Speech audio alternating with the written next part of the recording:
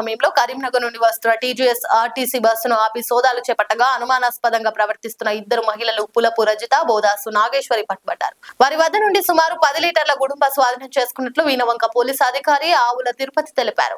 వారిని వెంటనే స్టేషన్ కు తరలించి విచారణ జరపగా చెల్లూరు గుట్ట ప్రాంతంలో గత కొద్ది రోజులుగా గుడుంబ స్థావరాలు నడుస్తున్నాయని ఒప్పుకున్నారు. ఈ సమాచారం ఆధారంగానే వెంటనే రంగంలోకి దిగిన వీణవంక పోలీసు అధికారి తన సిబ్బందితో కలిసి గుట్ట ప్రాంతాన్ని ముట్టడి చేసి అక్రమ గుడుంబ స్థావరాలపై దాడులు నిర్వహించారు. ఈ అక్రమ దందాకు ప్రధాన సూత్రధారి బోదాసు సంపత్ పరార్లో ఉన్నట్లు పోలీసులు వెల్లడించారు. అతని కోసం గాలింపు ముమ్మరం చేశారు. ఎవరైనా చట్టాన్ని చేతుల్లోకి తీసుకుంటే వదిలేది లేదని, కుటుంబ దందాను వేరు శాఖలతో సహా నిర్మూలిస్తాం అంటూ వీణవంక పోలీసు అధికారి గట్టి హెచ్చరిక జారీ చేశారు.